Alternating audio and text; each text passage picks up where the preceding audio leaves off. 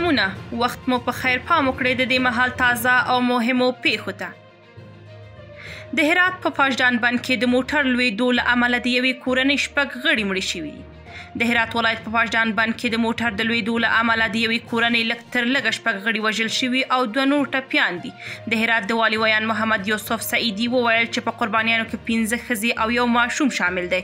د سعیدي په وینا دا راپور ترلاسه کولو وروسته سم د لاسه د ژغورنې ځواکونه د پیښې ځای ته واستول شول. هغه به اختر خبري اژانس ته وویل چې 2 مسافر په معجزانه توګه ژغورل شوي دي. پاکستان په خپلو بندرونو کې د هني کښتیو د داخلېدو مخه نیولې ده. د پاکستان د سمندري چارو وزارت په یو اعلامیه کې اعلان وکړ چې د هند بیرغ لرونکي کښتۍ به د پاکستان بندرونو ته د ننوتلو مخه ونیسي.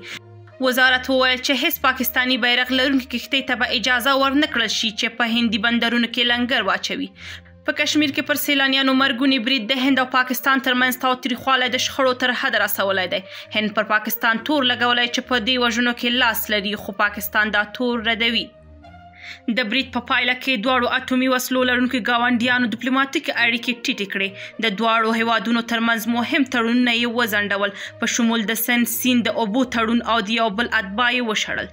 د تاوتریخوالو دې کچې ته لوړېدل د دواړو هیوادونو ترمنځ په اړیکو کې له 2019 کال راهیسې تر ټولو لویه ضربه ده.